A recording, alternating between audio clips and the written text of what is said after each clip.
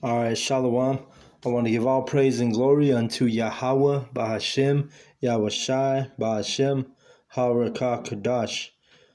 Double honors goes out to the elder apostles, a great millstone for teaching us this truth. Also want to acknowledge all the Akyam pushing this truth with sincerity in the streets of Babylon and on these videos. Okay, so I'm just continuing on in Proverbs chapter 3 from where I left off this morning. This is verse 13. Or I'm sorry, I'm on 14. For the merchandise of it is better than the merchandise of silver, and the gain thereof than fine gold.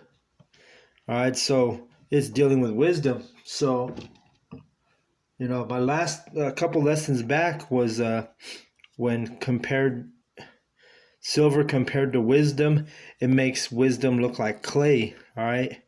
That's a scripture, So that's what it's telling you here. The same thing, Let me go to a precept in verse chapter 8. We'll go to 19. My fruit is better than gold, than fine gold, and my revenue than choice silver.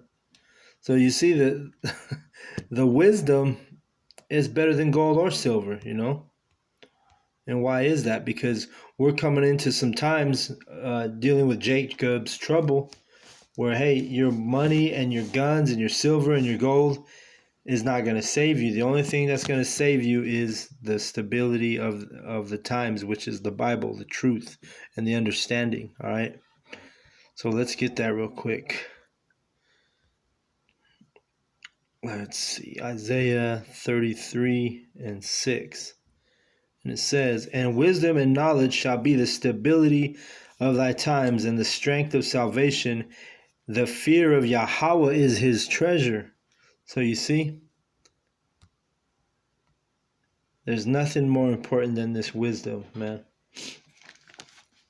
Let's go back to Proverbs chapter 3 and 15. It says, she is more precious than rubies, and all the things that canst desire are not to be compared unto her.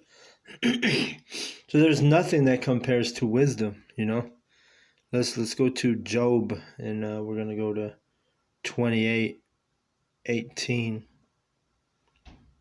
And it says, no mention shall be made of coral or of pearls, for the price of wisdom is above rubies. See, so the prophet Job knew it also,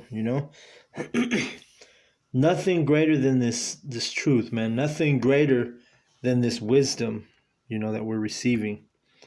So that's why, going out to camp is so important. I mean, we already read it in several verses that there's nothing more, there's nothing that compares on planet Earth to this, to wisdom, and to this truth. Let's see, go back to verse 16. Length of days is in her right hand, and in her left hand riches and honor. All right, so nothing but good comes out of wisdom, man. And it personifies her as a woman, okay? Sophia, which is in the Greek, which means wisdom. Her ways are ways of pleasantness, and all her paths are peace. She is a tree of life to them that lay hold upon her, and happy is everyone that retaineth her. All right, and that's dealing with the elect, because that's the only ones who's going to retain wisdom. Let's read this. Genesis 2 and 9. And out of the ground made Yahweh thy power to grow every tree that is pleasant to the sight and good for food, the tree of life also in the midst of the garden, and the tree of knowledge of good and evil. See? So that's a precept on dealing with wisdom, which is the tree of life. All right? Go back to Proverbs 3 and 19. Yahweh by wisdom hath founded the earth, by understanding hath established the heavens. By his knowledge the depths are broken up, and the clouds drop down the dew. My son, let not them depart from thine eyes. Keep sound wisdom and discretion. You see, so Yahweh says, don't let it depart from your eyes. Keep that sound wisdom. If he's given you a sound mind and a sound body, and you have sound wisdom, well then, hey, that's a blessing. That's a true blessing, more so than any of these material things, I was talking to a 2/3 the other day at work, and he said, man, I'm blessed, man. He said, I have my wife, I have a house, and he didn't say he had wisdom though. So he really doesn't have anything, because the verse that says everything that is seen is temporary, everything is not seen is eternal. See? So really, the wisdom of this and the knowledge and understanding of this Bible is the true wisdom, and there's nothing greater than it. Nothing compares to wisdom. Verse 22, so shall they be life unto thy soul and grace to thy neck. Right? And that just goes into, let's go to a precept, verse 9. For they shall be an ornament of grace unto thy head and chains about thy neck. And that just deals with keeping this law around your neck, It's a figure of speech, But you have that wisdom and that law engraved in you, it's in your DNA, so to speak. Proverbs 3, and we're going to go to 23 is where I'm at. Then shalt thou walk in thy way safely, and thy foot shall not stumble. You see, so when you keep wisdom and you get the understanding, now you're safe. You're safe. Why? Because Yahweh and Yahweh Shai are going to defend you. This truth is a defense. They say money is a defense. But the truth is a defense. And we already read it in Isaiah 33:6 that the money is not going to be the stability of the times. It's going to be this understanding and this knowledge of this truth. Verse 24. When thou liest down, thou shalt not be afraid. Yeah, thou shalt lie down, and thy sleep shall be sweet. All right, and we've read that before. Your sleep is sweet. Why? Because you're not stressed out like all these other heathen and these 2/3. They're stressing their bills. They're stressing their woman. They're stressing, the COVID. They're stressing all kind of different things in these last days. But the men of the truth, hey, you get sweet sleep. Why? Because you have wisdom and you have the knowledge. You know why things are the way they are. You're not losing sleep because of a woman, or you're not losing sleep because you don't know how you're going to pay your bills because you got laid off for the COVID, or whatever the scenario is. Verse 24. I'm sorry. Verse 25. Be not afraid of sudden fear, neither of desolation of the wicked when it cometh. All right, so that's a beautiful verse right there. That's Yapa. Be not afraid of sudden fear. We're going to have that, in Jacob's trouble, where in a matter of a moment, hey, you're going to have fear come upon you because, hey, maybe, it was the Lord's will to let Esau catch up to you, or he throws you in the FEMA camp, or he throws you in the guillotine, But what does it say here? It says, be not afraid of sudden fear, neither of the desolation of the wicked. Don't be afraid to see America burn, America is gonna burn. So just know that, So be not afraid of the desolation, you see, because that's inevitable, 3:24, and it says, when thou liest down, thou shalt not be afraid. Yeah, thou shalt lie down, and thy sleep shall be sweet. Oh, let me jump to 26. I already read those two. Verse 26.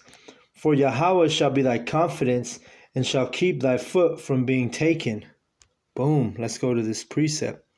1 Samuel 2 and 9.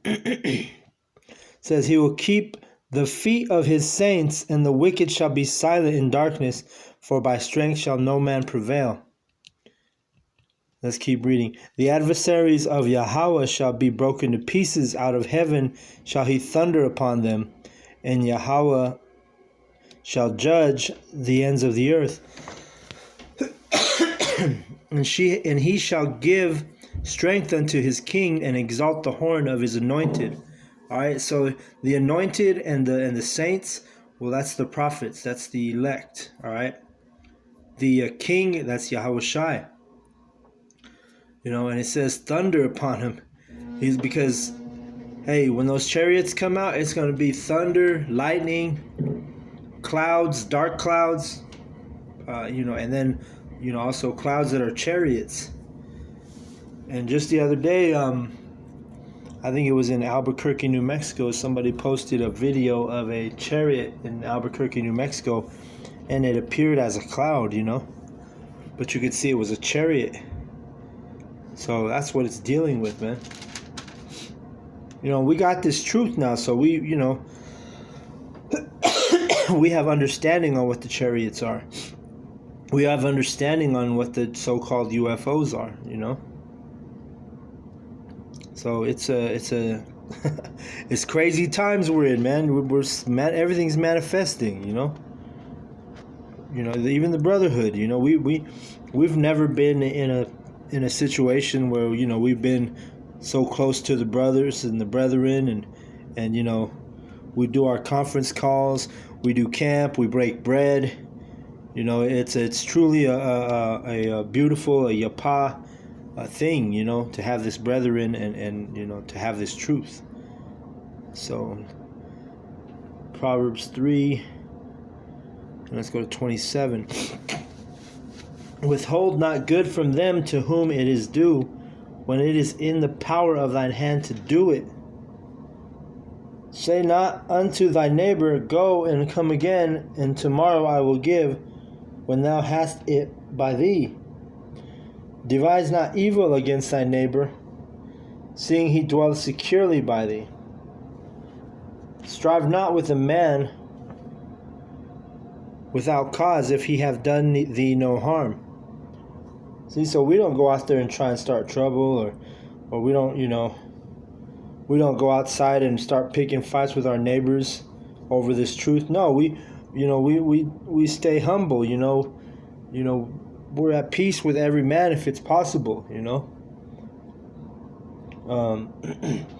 But hey, if they hear, let's say you're doing a lesson in the backyard or whatever, you're doing you're teaching, and they overhear you and they become offended, well, hey, that's different, Verse 31, envy thou not the oppressor, and choose none of his ways. All right, so don't envy Esau. Don't envy the Edomite because they're in power right now, because their power and their kingdom is coming to an end, man. So you don't have to worry about that, You don't have to worry about if he's doing good. Hey, let him enjoy his kingdom, man. This is his kingdom. Let him have it for now, Let's go to Psalms real quick. Psalms 30, where we at? 37 and verse 1. It says, fret not thyself because of evildoers, neither be thou envious against the workers of iniquity. So just again, King David saying, hey, don't worry about these workers of iniquity, who is the so-called white man, right? He's the worker of iniquity, He's the one who is the evildoer. He's the one who wants to put a microchip in you, And right now he's working on his vaccine, so-called working on it. Really, they already have it in place, It's just they're telling you that, so they're acting like they're trying to scramble for a vaccine. Man, this devil always has had a vaccine for, who knows how long. but he's got to portray it to you, and he's got to have his actors go up there and make it seem like they're scrambling around for this cure and this vaccine that'll keep you safe from the virus. It's all a bunch of bullshit, man. And if you can't see it, then you deserve to be vaccinated, and you deserve to be microchipped, and you deserve to get a taste of the lake of fire, man, which is America, when this place burns. Let's go to Proverbs 24:1. Again, it says same thing. Be not thou envious against evil men, neither desire to be with them. See, so as an Israelite, man, you should not desire for America to continue on. See, let's keep reading. Verse 2. For their heart studieth destruction, and their lips talk of mischief. You see? They study. They had to study and put lots of hours, lots of man hours into creating the waster, Let's go to it real quick. How else? You can't just create a nuclear missile overnight. You have to put in some diligent work to be able to do that,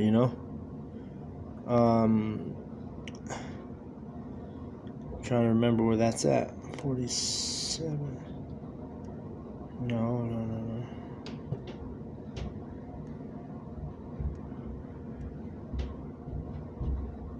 Might not even be in Jeremiah. Let me see. I can't remember. I thought it was 45:17.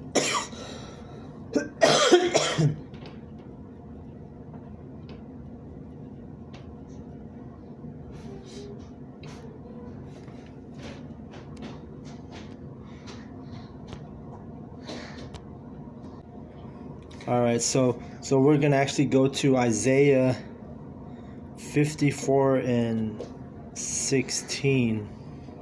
Let me get back to it. Isaiah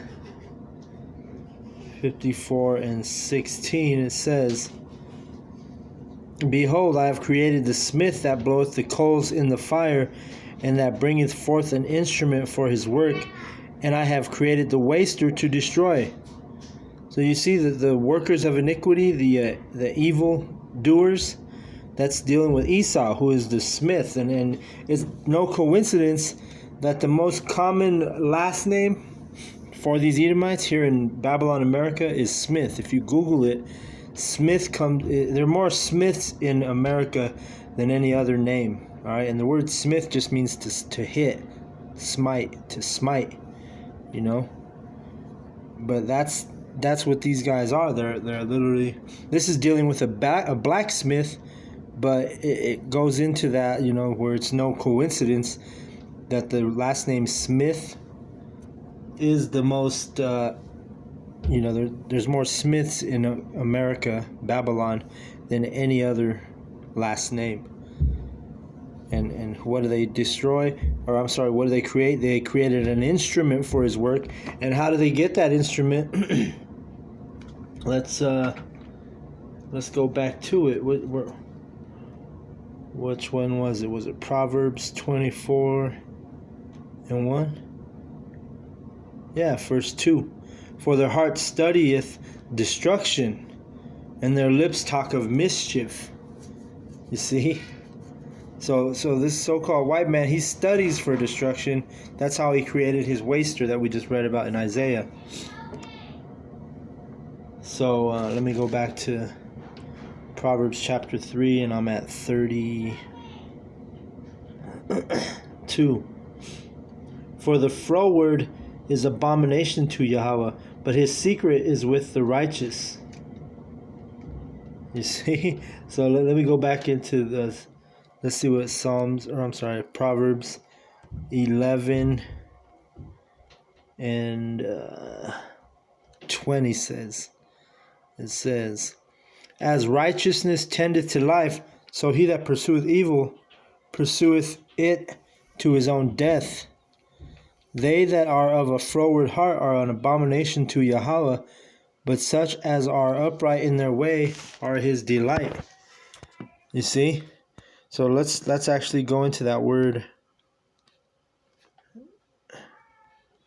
Let's see.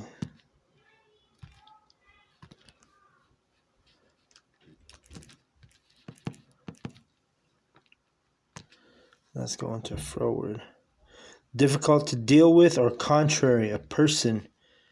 All right. Let's see. So difficult to deal with is what it means. So let's go. Where are we at?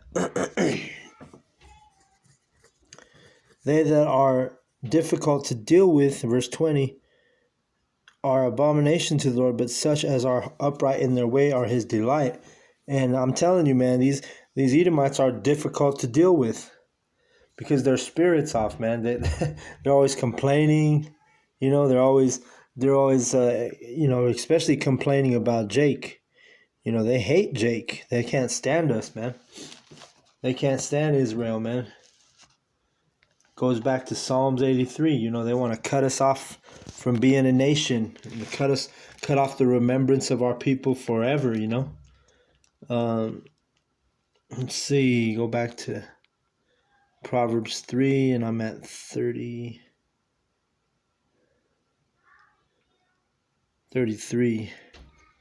The curse of Yahweh is in the house of the wicked, but he blesseth the habitation of the just.